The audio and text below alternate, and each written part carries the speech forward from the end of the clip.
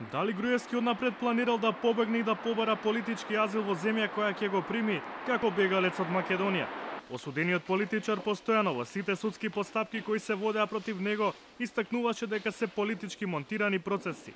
Екс-премиерот во изјавите пред судот ги развиваше своите тези дека обвинителството нема докази, бомбите биле нелегално прибавени, а дека судиите се под жесток политички притисок за да го осудат.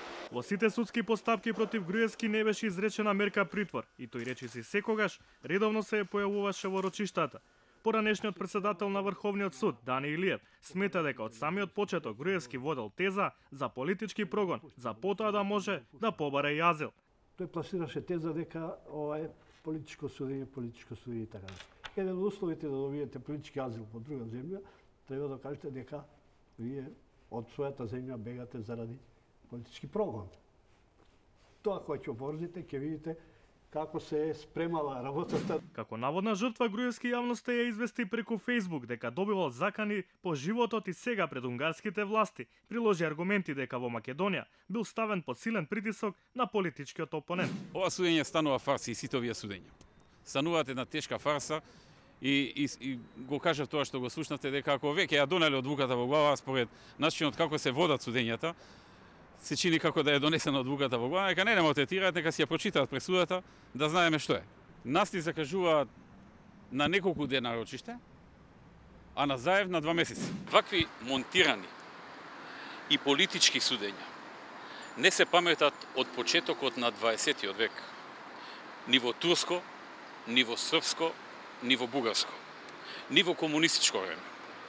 Да еден човек и неговите соработници заради политички мотиви биде вака атакуван со толку многу обвиненија и истраги.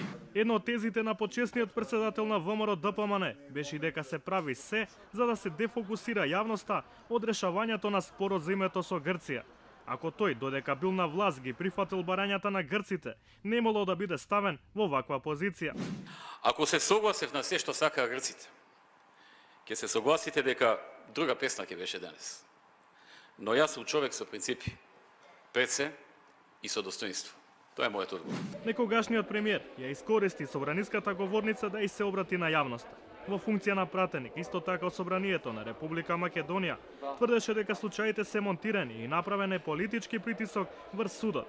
Па јас таа одлука искоментирав пред околу еден месец на пресконференција во парламентот, кога ги кажа сите информации кои што ги бев добил околу политичкиот притисок што судот веќе го имаше добиено неколку дена преходно, инструкциите што беа дадени од ВД председателот на апелација, во кој што таа укажава дека има од повисок фактор силен притисок да се потврди пресудата на првостепениот суд.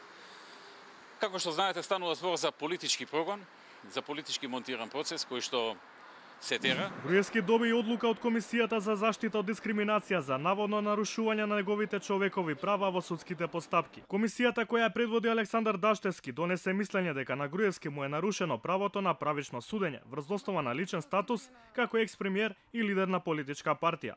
Даштевски во телефонски разговор истакна само дека одлуката е донесена со мнозинство и дека не може да дава дополнителни изјави. Кривичниот суд ги отфрли ваквите мислења на антидискриминацијската комисија и ги оцени како директно мешање во независноста на судиите. Затоа поднесе иницијатива до Собранието за разрешување на Даштевски поради злоупотреба на службената положба. Груевски откако побегна од лицето на правдата во Унгарија дал сведоштво за причините за бегство, начинот на кој пристигнал во оваа земја членка на Европската унија, како и докази за неговото тврдење за политички прогон. Тој право на азил во Унгарија може да добие доколку му е загрозена безбедноста или пак ако трпи последици врз личните верувања. Процедурата за барање азил на политичкиот сојузник е во тек, потврдија од кабинетот на Виктор Орбан.